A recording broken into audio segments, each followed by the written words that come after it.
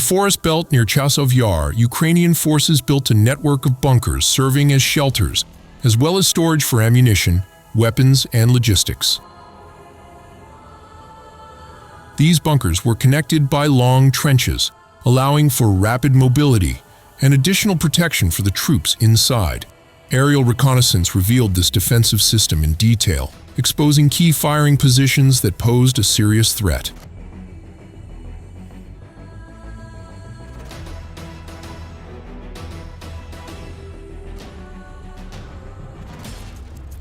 This discovery immediately paved the way for a ground operation.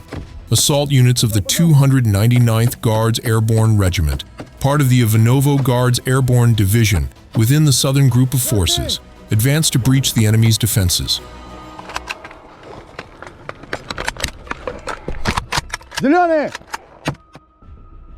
With precise coordination, the troops launched a direct assault on fortified positions, while kamikaze drones struck bunkers unreachable by ground forces.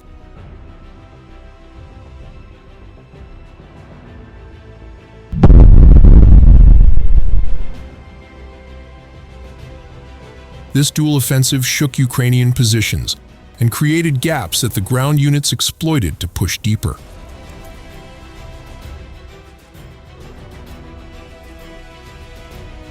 But the battle did not unfold on the ground alone.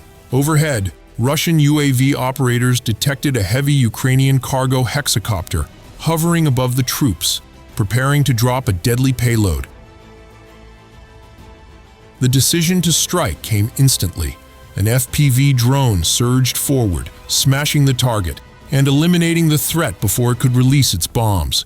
This swift action saved the assault groups below and ensured the momentum of the operation was not disrupted. With the aerial threat neutralized, the winged infantry pressed their nighttime maneuver, moving under the cover of terrain folds and clad in special cloaks that blocked thermal signatures. They became nearly invisible to enemy sensors.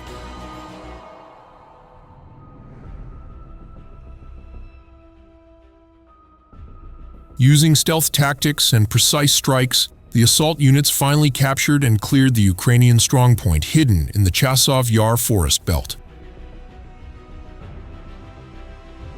Without suffering any losses, the mission concluded in complete success, reinforcing the dominance of the southern group of forces in ongoing offensive operations. The events at Chasov Yar were not the only decisive blow. Footage released yesterday showed a Leopard 2A4 tank of Ukraine's 155th Mechanized Brigade firing on an apartment building on the outskirts of Pokrovsk, allegedly in search of Russian units.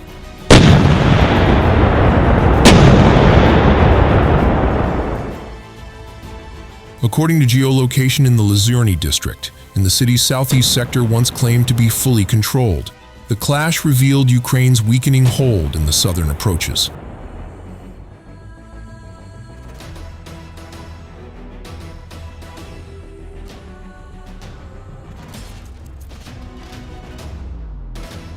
Soon after, the same Leopard became the target of a coordinated counterattack by pilots of the Rubicon Combat Unit and UAV operators of the 30th Motor Rifle Brigade.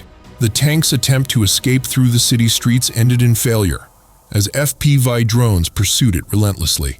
The first strike hit the rear, halting its movement and crippling maneuverability.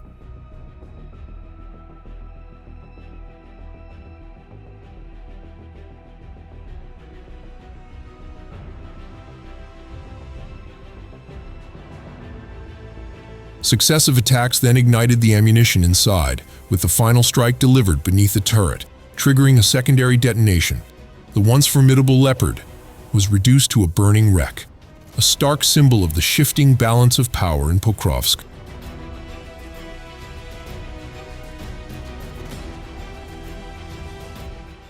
Meanwhile, in the north, attention shifted to a large-scale military exercise.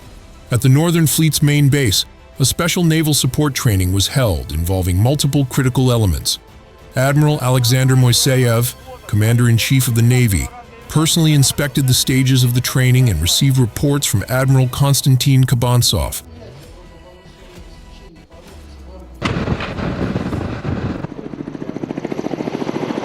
Scenarios included refueling, reloading missile and artillery munitions, and replenishing medical and food supplies for warships returning from extended sea missions, demonstrating the full readiness of support units to uphold combat standards at the highest level. In the Murmansk region, the exercise continued at an airfield with emergency response scenarios.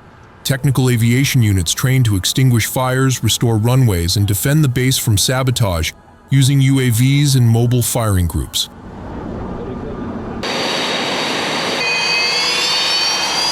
The climax of the training was a rapid evacuation of aviation assets under simulated enemy fire, as tactical fighters, anti-submarine aircraft, and helicopters launched simultaneously to disperse to alternate bases.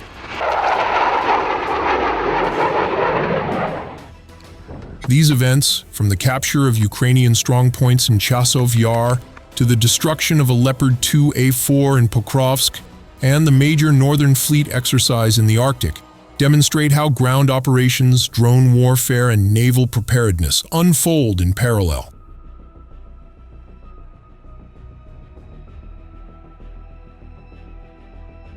Together, they highlight that true military strength does not rest on a single battlefield, but on the full integration of technology, strategy, and discipline across every front.